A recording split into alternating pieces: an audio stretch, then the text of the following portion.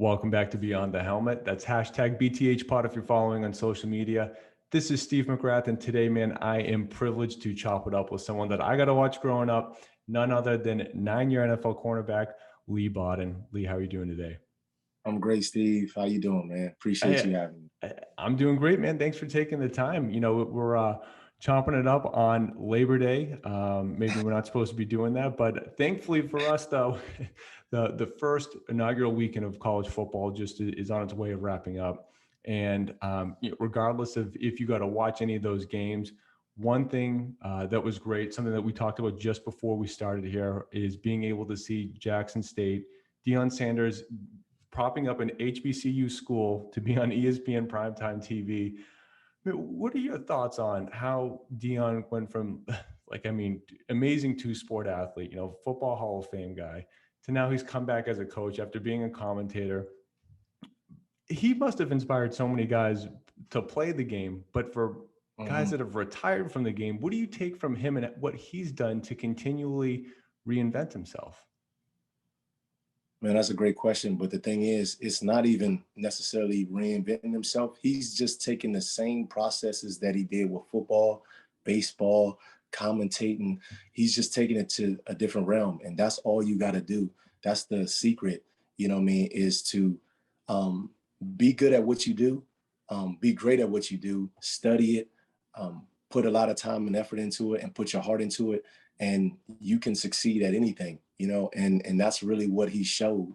You don't have to be an expert at, these things. You just become an expert at it, with working and believing that you can do whatever tells you, so that's what, he shows, because you did it, especially us guys that play football sports, you did it at that level. A lot of times people think you can't do something different. Like, for example, my career, I was great on special teams in the beginning of my career in Cleveland as an undrafted free agent.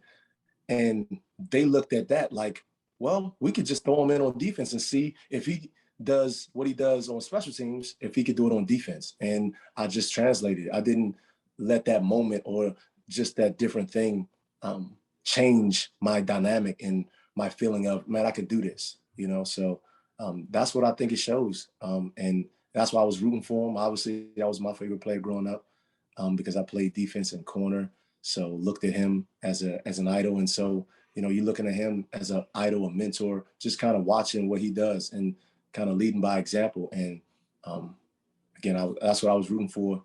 And it's good to see he pulled it out. And I know you can't see it, but I got a 21 Falcons jersey on the wall over here. Certainly with you on following Deion.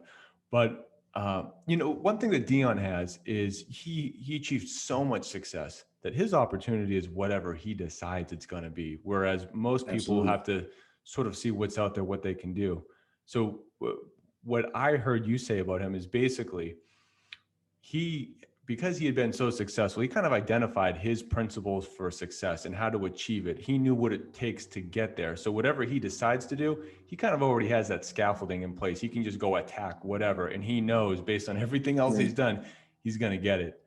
So when you take the Deion model then and flip it to you as a 21-year-old guy trying to break it in with the Browns as an undrafted rookie free agent, you obviously are not an accomplished, a 50 some odd year old guy like Deion. What do you remember about, your opportunity is like, instead of it being whatever, they're like, hey man, if you want a shot, it's special teams. How do you sort of take you being like, you know what, I'm one of the best prospects coming out. I'm a great cornerback. How do I sort of forget everything I want to do and attack this one thing that they're saying, hey, if you want to make the team, you got to do this? Right. So it's because the mindset coming in, that's what a lot of people said. They said, who was the best guy you faced? You played at Duquesne. Can you play at this level? I just told them, put me in a position. Put me in whatever position you put me in, I'm going to show you that I belong here.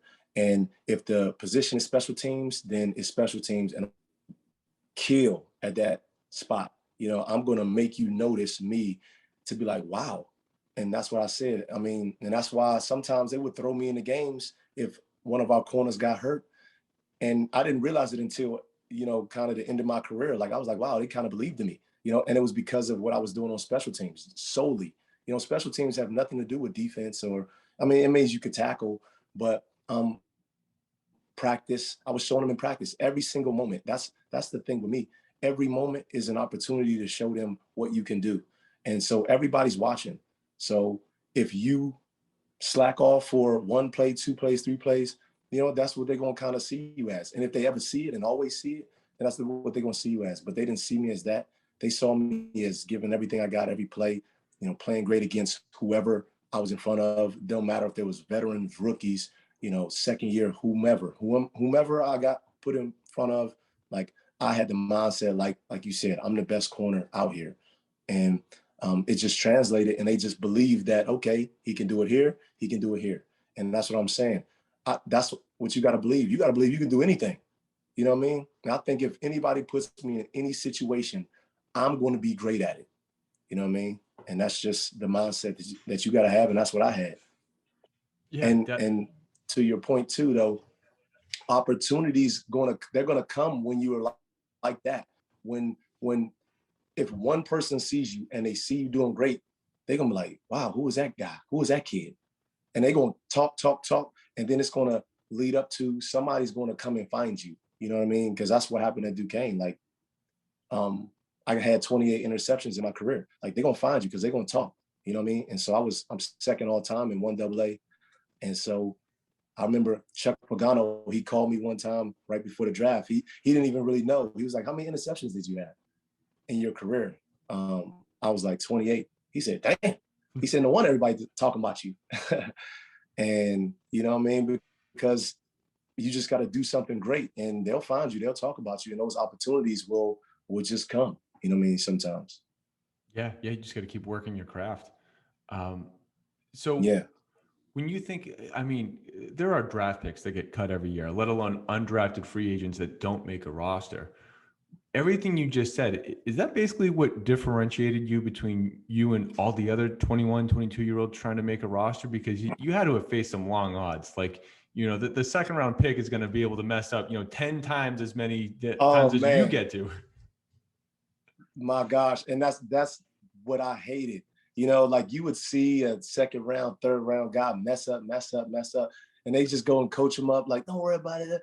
If I mess up, it's like, oh man, no wonder he was a free agent. It's like I don't have room to mess up. Like I'm not perfect. I see everybody else messing up too, but your chances of messing up is slim to none. Like you can't mess up. But did I mess up? Yes, absolutely. But then I made some plays where it's like, wow, this guy can, play. I remember one play I got beat for a touchdown, Peerless Price.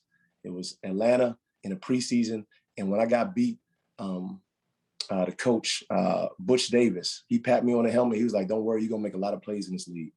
So just those little things, but just keeping the focus and not worrying about, the praise or, kind of the non-praise, the hate or whatever you want to call it. And just keep pushing forward. And in no situation is, you can't take it for granted. You know what I mean? It's not a situation too small that you got to be like, I got this. You just got to focus in on everything. Because like you said, it's draft picks, it's undrafted free agents, it's still first, second year players that are there, but also veterans. So, I mean, the odds are stacked against me, and I beat every odd there was. Definitely. So, how to just be so accomplished in college, though. I mean, you had to have thought that you were going to get drafted. I mean, what was it like, just that draft process for you to ultimately find? I mean, hey, second all time, 1AA interceptions. Like, come on, I'm at least worth getting drafted, right? Man, so I was disappointed, and I thought I was going to get drafted. My junior year, all my teammates, because I didn't watch the draft like that, but my teammates came to me spring game or the spring practices, and they said, man, Leigh, you're definitely getting drafted. And the reason why they said this was because my junior year, our last game, we played Sacred Heart, and they had a wide receiver. His name was Deverin Johnson, and he was leading the nation in yards per catch. It was probably like 25 yards per catch. And before this game, all my guys were like, all my teammates were like, man, you got to watch this guy on film, man. He's so good and blah, blah. I was like, I'm not watching him. I don't need to, you know? So, I mean, but obviously we watched film with the team. And I was like, you know, he's not going to do nothing to me. So my junior year, he was a senior. He had like 2 catches for, I don't even know how many yards in the teens. And I haven't looked up the stat, but, you know, stats, you can look it up. And he got drafted that year in the 6th round. Again, so I'm a junior. He was a senior. And I got an interception that game on him because I was following him the whole game. He got drafted. And that's why all the guys were coming to me like, Leigh, he just got drafted. You're definitely getting drafted next year. So like in my mind, I'm like, if he got drafted, I'm definitely getting drafted. But the process, man, just didn't happen the way, you know, I wanted to. I thought I was going to get drafted. A lot of teams were interested. I flew out to San Diego, man, to meet the GM and coaches, Schottenheim, all these people. Went to Pittsburgh, Redskins. So I'm thinking, you know, and guys are calling me, teams. And like I said, Chuck Pagano hit me up and come and working me out. So I was like, yeah, I'm going to get drafted. But it just didn't happen the way I wanted to. But it didn't discourage me. I just kept that same mindset. And when I went in there, I was going to show them that, you know, I'm the best corner, you know, out here. You know what I mean? Whether it's with your veterans, whether it's with your rookies, I don't care. You know what I mean? But I learned a lot from the veterans that was there. But that's the mindset that you got to have. Like, you have to show them every play. Whenever they put me in, I got to show them that I belong here. You know Definitely. what I mean? Definitely. Yeah. And I want to get into the Cleveland days, but you know, when you think about it, would you have had the same career if you were drafted, or did you get such a chip on your shoulder from not getting drafted that maybe it propelled you to go even harder than maybe you otherwise would have? You know, and that's what you look at. That's what you sometimes kind of ponder on. What would it have been like if I was drafted? You know, would I had that chip on my shoulder? I think I still would have because I came from Duquesne. But obviously my life turned out the way it turned out. And all I can do is play with the cards that I was dealt and really can't look back. But, you know, because you can say, what if anything? But I think on the positive side, if I was a first, 2nd round draft pick, I mean, I would have, you know, had a better stats than I had because I didn't get to start my first, 2nd year. You know what I mean? My 3rd year is when I came to start. Then injuries happened. But I think my career would have been if I was drafted first or 2nd round. I probably, well, my 2nd year, I was looking forward to going to the Pro Bowl. Special teams tackles, I had 18. Larry Izzo, sorry. He had 23, I think, and led the league that year. But I only played 8 games because I got hurt. So I was on my way, you know what I mean? And I think, you know, that would have changed. There's a lot of things that could have, you know, changed my career the way it was. But I think having undrafted, you know, definitely had a chip on my shoulder and just, you know, I was always hungry. But then, you know, kind of teams took advantage of that, like business wise, you know what I'm saying? And I didn't like that either. So it's a gift and a curse, man. Yeah, everything is, right? Everything is. Everything is. And I believe that. So, you know, everything I'm about to say as it relates to Cleveland and Detroit, I say with the utmost respect because at the end of the day, I realize everyone's a professional and they want to win. It's just sometimes it doesn't happen the way you drew it up.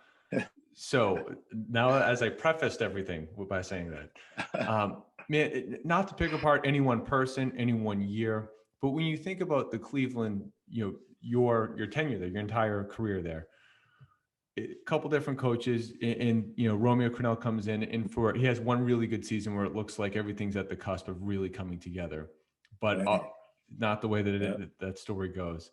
When you look at how different guys had come in and tried to implement different philosophies and different schemes, was there one common theme as to why it never really came together, or was each one kind of its own separate, I don't want to call it a disaster, but you know what, everything just every thing had some missing ingredients. You mean in Cleveland? Yeah, in Cleveland, and then if you want to put Detroit in there as well. Okay, so I can definitely speak upon Cleveland, and the reason why Cleveland was never where it should have been, because we had the talent and things like that, because the management was never on the same page as the coaching. You would see it like they want to play certain people, but the coaches don't want to play these guys. They draft certain people. It looked like the coaches didn't want to draft them. So it was like, that kind of scenario. Quarterback issue. We never had, I played with, I don't know how many quarterbacks. And I was starting with Kelly Holcomb, Tim Couch was there, and they were rotating. One guy played bad, or throw a bad pass, interception, the crowd's booing, they'll take him out.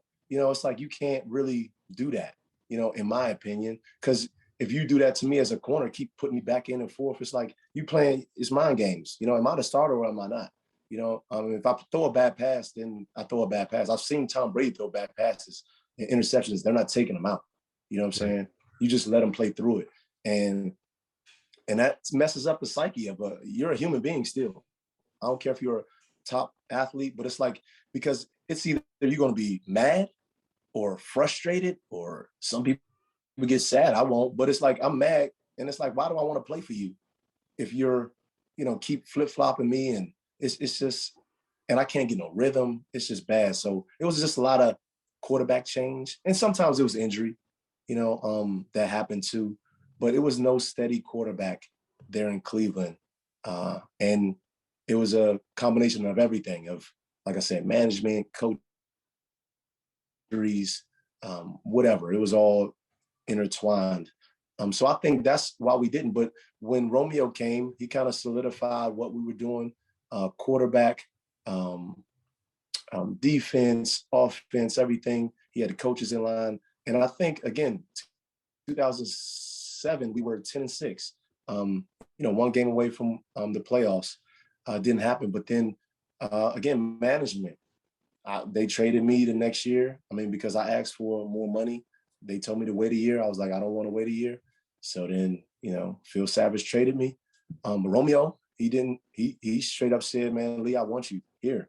He said it because I met with both Savage and Romeo at the same time. And to be honest, he was like, I respect you. You didn't come up here saying you just wanted money. Like I came with a sheet. I was top 5 in every category, picks, PBUs, and tackles. Within the 2 years that I was, talking about where I needed, some more money. And I was like, I'm not asking for top 5 money, but I was the 31st corner getting paid.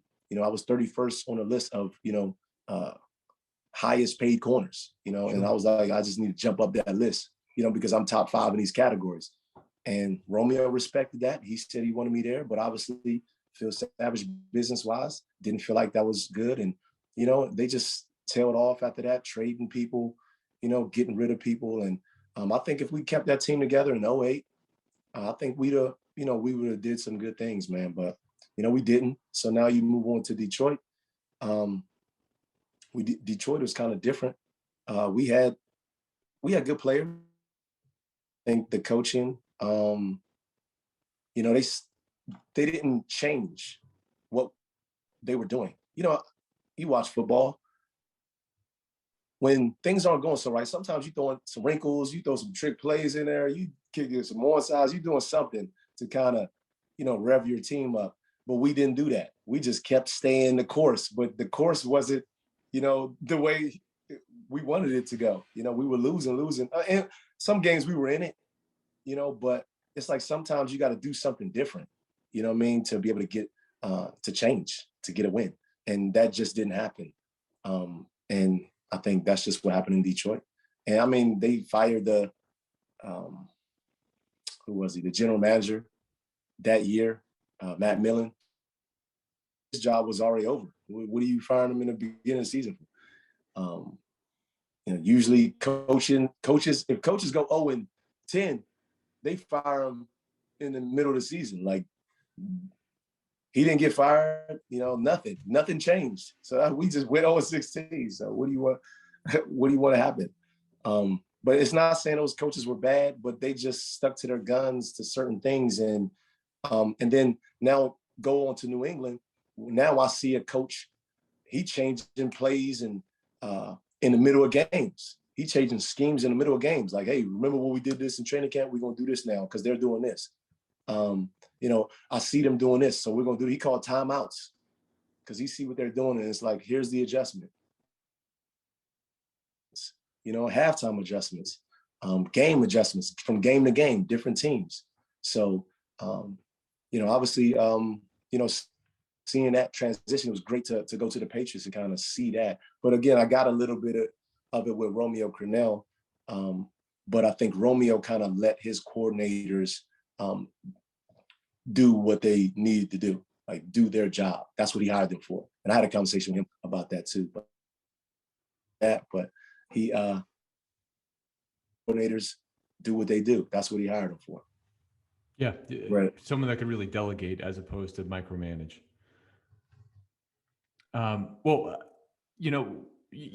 You said a lot right there, and all of it was great. But if I could just pick at a little bit more of the personal side, because you talked a lot about what the coaches were doing in terms of their philosophy and attack.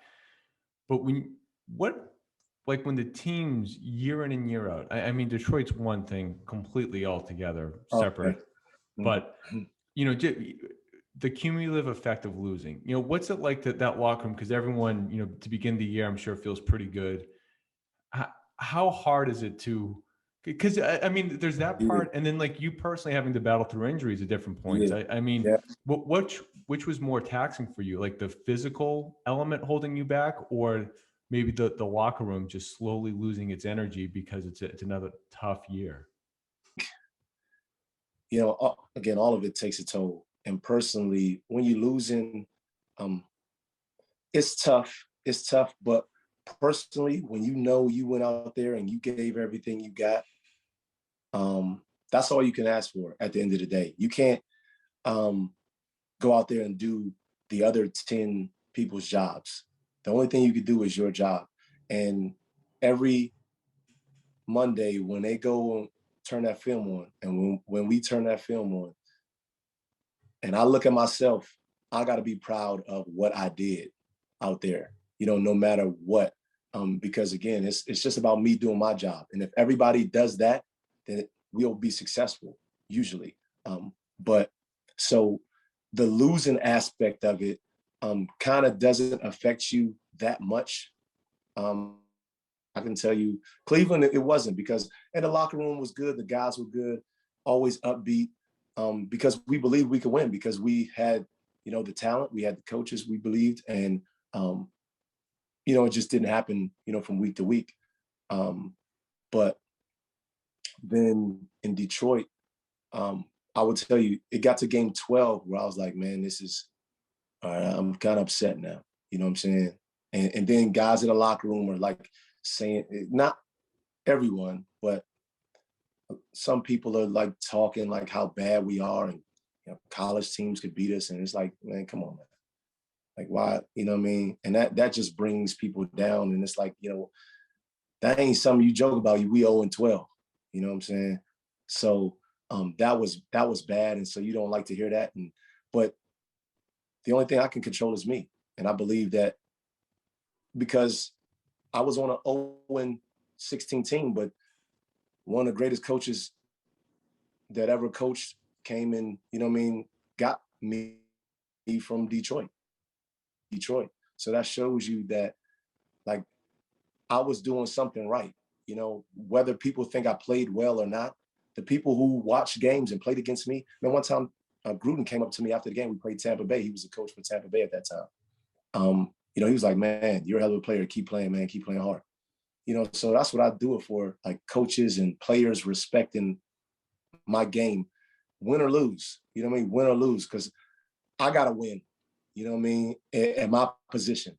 So that's what I want to do. And if everybody tries to win at their position, then we'll probably win. But if that doesn't happen, I can't do nothing for that other man. Yeah. But then, like you said, now injuries pile up. And now that psyche is like, you kind of, you're torn between going back out there and risking more injury, but because it's like we suck, we're not going to win. Or it's like, this is what I want to do. I want to put good film out there. Shit, this is my last year, last game. Like, who knows?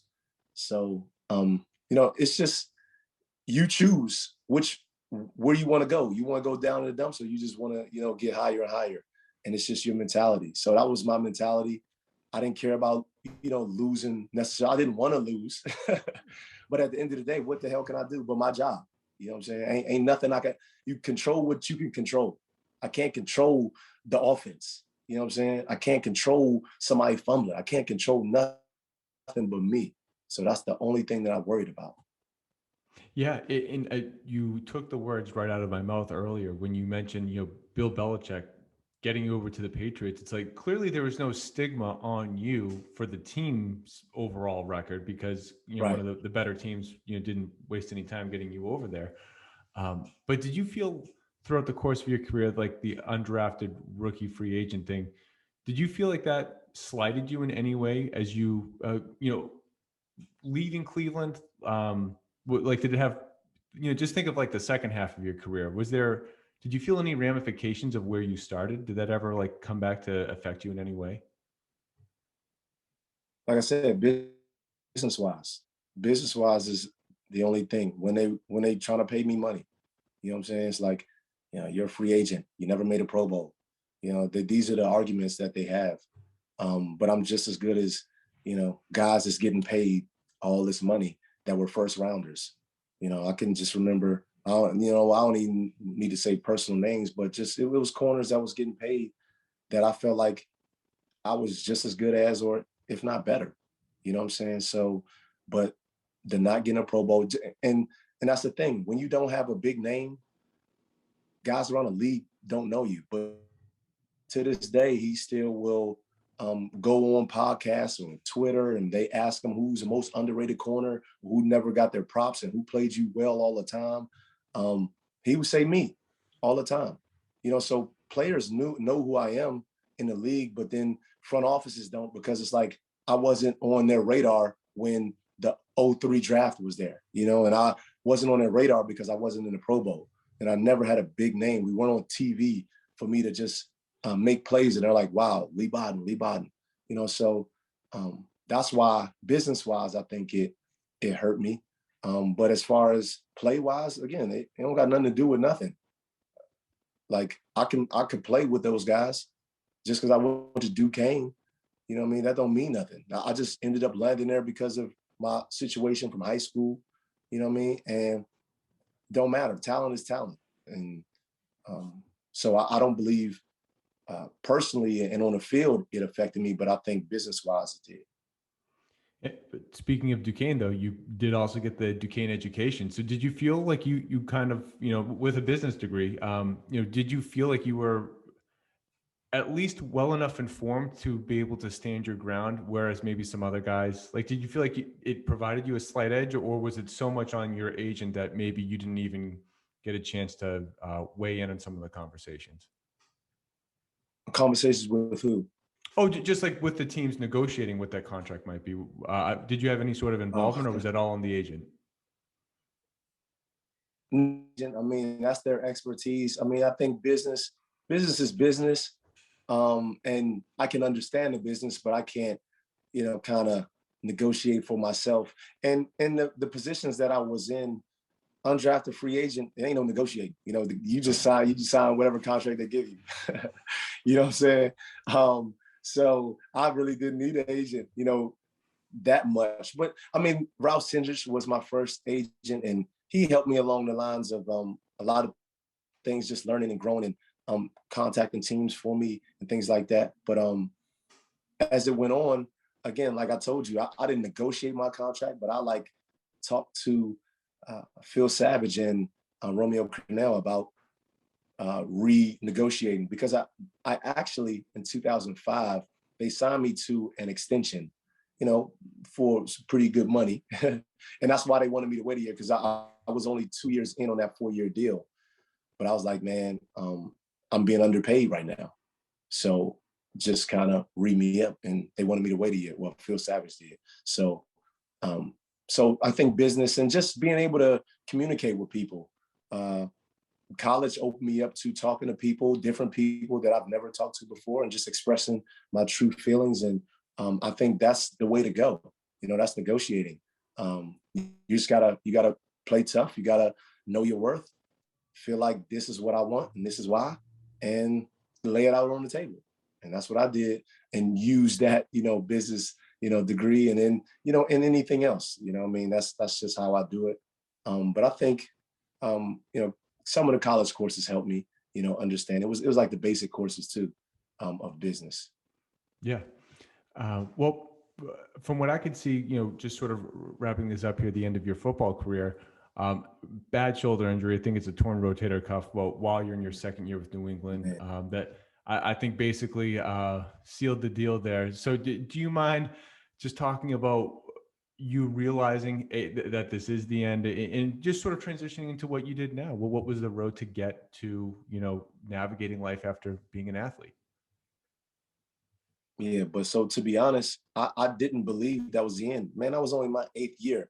I believed that I could play like Devin McCourty and Jason McCoy right now. They're in their 12th and 13th year. I believe, obviously injury free, I could have done that because athletically, I could, I'm just a great athlete. If nobody gonna say it, I'm gonna say it. You know what I'm saying? But so I felt like I could get past that. Obviously that was devastating because I was like, man, I came off of I think was it 5 interception year. Me and Brandon Merriweather led the team in interceptions with 5. We both tied. So I'm like, man, that was my first year. Now I'm gonna, got more comfortable in the system and with playing with everybody. So man, this is gonna be a great year. And then preseason I get hurt. But I'm like, okay, 2011, I'm coming back. But then 2011, what happened was I hurt my back. And so I had issues with my back all in the beginning of the season while playing. And then eventually, like it got so bad to where I couldn't barely practice it. And I'm getting into it with coaches because they think I'm faking or I don't know what they thought. And they wouldn't put me in sometimes. So I would go in and, it was just a bunch of stuff going on in 2011, but it was all based upon my back injury. And then when I left, Romeo tried to get me in Kansas City, to be honest. And then I did a physical there, and they were like, man, you need a second opinion because your back looks a little messed up. And I don't even know if I told them I had a back issue. I don't really remember, but they were like, you need a second opinion. And so I went to go get a second opinion, and then they were like, man, you need surgery. And so that's kind of what ended my career in New England was like you said, was injury. So, and what was it? And just, so from there, I mean, do you decide to get that surgery? Do you decide to continue to pursue being a professional athlete, or, how do you eventually come to grips with like, the writing's on the wall here. I'm going to start to focus my energy and time elsewhere. Yeah. I mean, year 9, right? That was year 9. I'm 30 years old. You know what I'm saying? Coming off a backing, they already don't want healthy 30-year-old corners. So one that has back issues, and has back surgery, and I'm trying to go get those. You know what I'm saying? It's a young man's game, and that's a young man's position too. So, so I was training to try to get back, but I know what it takes to play through the preseason, through training camp, preseason, and a season.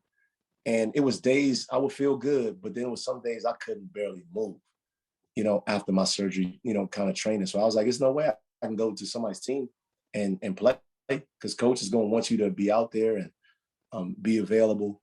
So I just knew. I was like, I'm done. I played good enough. My goal was to play 10 years. I got 9. The average is 3. So again, I beat the odds again, coming from Duquesne. I made really good money, saved a lot of money as well. So I felt like I was good, and I didn't need to hurt my back any further, just for maybe a year, of playing, just to get to that 10th year. So I just said, it's over.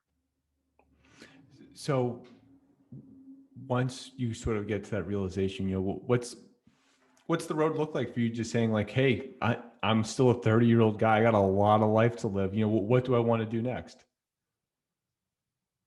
Man. So I love the world. So what I did was I just traveled the world, man. I've been all over the world with my family, and just seeing different cultures, seeing how different people lived, seeing the simplicity of life, whereas all I knew was this type of life, seeing how happy some of those people were with having very little. It just changed my perspective on life. And it got me to start, looking into different and more things, because it's more than, what we know in America and what America teaches you. So it was just a journey in kind of understanding who you are, because and that's the problem with a lot of people in football. Like, they believe that that's who they are as a football player. I knew before then, that's not who I was. But listen, when you do it for so long, it's like, this is who I am. You know what I mean? Then when it's cut off, it's like, hold on, what else am I? You know? But again, I saved up enough money to be able to travel and see the world. And I just saw things differently, and just, you can come and be at peace with who you are, inside. And then just whatever you're passionate at, just go ahead and do it. Because football and sports is what I was passionate at. And I went full steam ahead, and passionate about teaching them is what I'm passionate about. So these experiences that I've gotten out of the country, to see these other kids and see these other people living, it's like, hey, we don't need to always run to get the newest this. That's not really going to make you happy. And, I've seen people with less happy as I don't know what, you know what I mean? And so it's just kind of making them understand that it's not always about, the money, the glory, the this, the that, but within your world, if you're that to somebody, or if you know what I mean, that's what's important. If you're, in the Hall of Fame, with your mom, with, your spouse, with your kids, that's what matters, to be honest. Definitely. Well, Leigh, thank you so much for taking the time to talk a little bit about your journey. To wrap this up, though, I got this little thing called the Gauntlet. I got a couple quick hitter questions for you. Starting with, man, what is most important when it comes to winning? Is it having the number one offense or the number one defense? Number one, defense, because like one of my coaches said, they can't win if they can't score. You know what I mean? So if you have a defense that can limit them from scoring all the time, then how the hell are they gonna win? Fair enough. Now, I'm sure this is a pretty common question, but when you think about your wide receiver matchups over the years, what stands out as being, you circle the calendar as your favorite or maybe toughest matchup? Singular. I mean, I couldn't tell you. Again, Chad Johnson was one of them, because I played him twice a year. But I mean, you look at that schedule, and then you look at the receiver that they got, and it's like, man, because it's always going to be a top receiver. I mean, played against Andre Johnson, Randy Moss, Steve Smith, TJ Hushmanzada, Chad Johnson. You had Mason at Baltimore. I mean, it was just a lot of guys. Hans Ward, Plaxico Burress, like all these guys are good. So every time you circle the calendar, it's going to be some top receiver on that calendar. So it's like, you look forward to every game, even though they may not be big names in the media, the mainstream media. Man, there's some good players on each and every team. They're going to have a dog at receiver.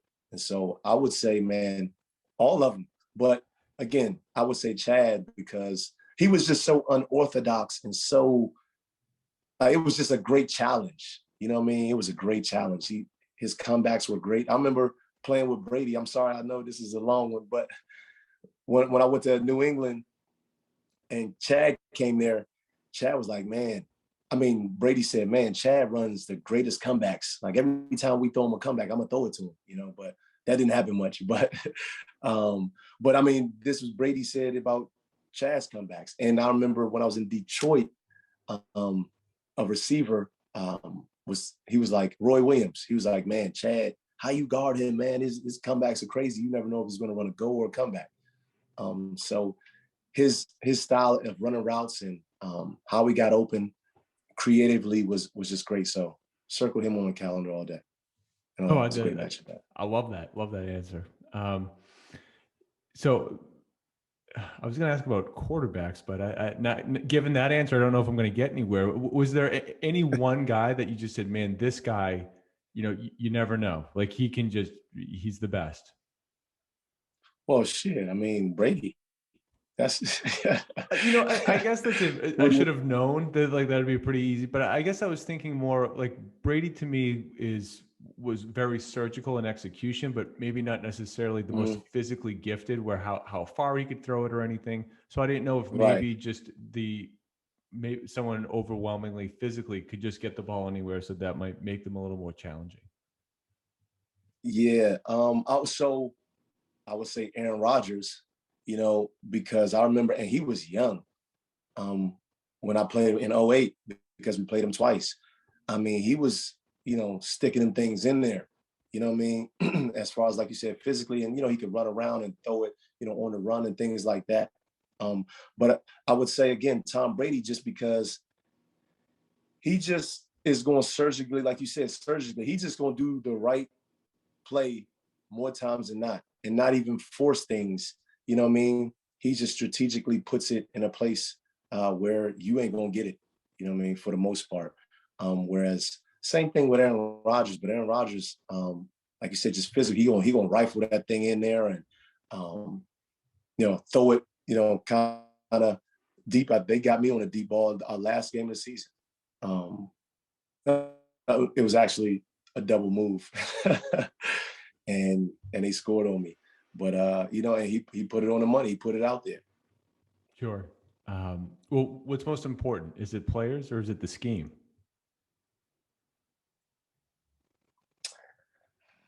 See, you giving me tough ones because the answer is both. I know. Yeah, I mean it is because you see it with guys having schemes, but they don't have the right players to fit their scheme.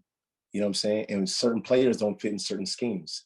And I was going to talk about that too with Detroit. And that was another thing to transition on why the way I played in Cleveland, they had me playing a lot of man. And then when I went to Detroit, it was just a lot of zone and a lot of cover three. And they're telling me to play like this. So I played like this, like how they wanted me to play. And then I ain't making no plays. The plays aren't coming because we don't have the D linemen. Not saying that they weren't good. This was the Tampa 2 system. We didn't have the D lineman that was getting like the sap rush all the time, that was making the quarterbacks throw bad passes in the zones and you can get picks and things like that. It didn't happen as often as it should have. You know what I'm saying? So I think it's both because the players, you put a player, like I say, Nnamdi Asomugha, he was nice in Oakland. Yeah. But then he went to Philly in the scheme, it's like, what did, he didn't really do much as far as people are concerned, seeing, what he did in Oakland. You know what I mean? I'm not saying he didn't, right? But he didn't have the splash and everybody saying his name and wow, because of the scheme he went in, and I'm sure he just played the scheme the way that they wanted him to play the scheme. And then, what the hell you want him to do, And if he looks bad, is it because of me or is it because of the scheme? So, that, like I said, it's both, man. It's important to have the right players in the right scheme and put the right players in the right positions. Totally. Yeah. And I mean, I haven't heard Nnamdi Asomugha in a while. I mean, he really, when he went to Philly, I feel like that was the end. Like that was. Yeah. And he's a great player. And I'm not, because I've never watched the film on him in those games. No, I know what you're saying. Hear about him. Yeah.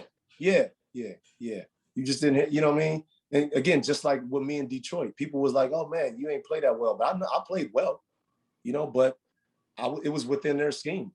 Yeah. There's nothing else I can do because if I play with outside of the scheme, now I'm uncoachable, right? And I'm a disgruntled player and all those things. So you just got to do what they asking you to do. Well, sometimes that diminishes and takes away from your attributes. Totally. Totally. And I was just going to say, I know that we ran pretty long here. So to wrap this up, I just got one last one for you. I think it's most important, and it's considering everything that we've talked about, man. What's the one best piece of advice that you'd like to leave this on, that you'd give to, if it makes it easier, think of like a 16, 17-year-old high school kid of how do they have anything close to the career you were able to put together? Man, it's believing in yourself and let everything be fuel. Like that's what I said in a commencement speech for some high school kids at my alma mater, Northwestern High School. That was kind of the speech I gave them. It's just believe in yourself and let everything be fuel. I know it sounds it's like cliche, but whatever comes into your mind, like you got to believe it came in your mind for a reason. And then you can't let anybody change your mind. And you have to do everything in your power to accomplish that's in your mind, because they say knowledge is power, but knowledge isn't the power. What you do with the knowledge is the power. Which, what you take from your brain, put it out into the world, that's the power. And it shows, hey, like I'm a great athlete, you know what I mean? Because I have it in my mind. I put it out there through practice, through hard work. And then people are going to know me for, oh, he's a great athlete. And so that's powerful, because now people are talking about you, right? And they're going to hear about you. And then you're going to keep moving where you want to move. You know what I'm saying? So it's putting what's in your mind and in your heart out to the world, right? No matter what anybody discourages you and says this is so difficult, right? The impossible is possible through your mind, man, and putting it out to the world. So that's what I would tell 16-year-olds, 17-year-olds. Believe. You got to believe it. Because last thing, my sophomore year, they threw me in the fourth quarter. They said, Leigh, go in there, and the whistle blew. And the game was over as I was running on the field. And so a 15-year-old would quit. They'd be like, this ain't for me. But I knew it was for me, and I didn't care. I came back to practice and went harder. You know what I'm saying? So that's just what, I think they should understand, man. No matter what bad happens to you, man, if it's in your mind, it's in your heart, keep putting it out there. Keep putting it out there. No matter who doesn't believe or who acts like they don't believe. Keep making them believe. So true. So true. That's what I love it. Making everything be fuel. Yeah. Man. So that's it, man. That's my advice, man. So I appreciate you for having me, man. Sorry we went over, man. No, not your fault. I want to make sure I'm not taking up too much of your time. I really appreciate it. And shout out to PG County. Not too often we get some PG. I think maybe you and Sean Merriman are maybe the only two. I have some family from Montgomery County, so I know a little bit. Yeah, PG County, man. I was born and raised in DC, then moved to PG when I was 10. So, this is my area.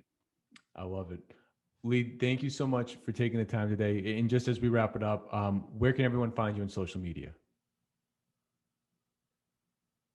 Oh, just social media is Leigh Bodden, and that's it. At Leigh Bodden, everything. LEIGHBODDEN.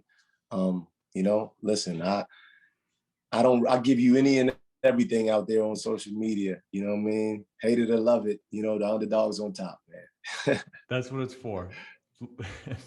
Leigh, thanks again for taking the time.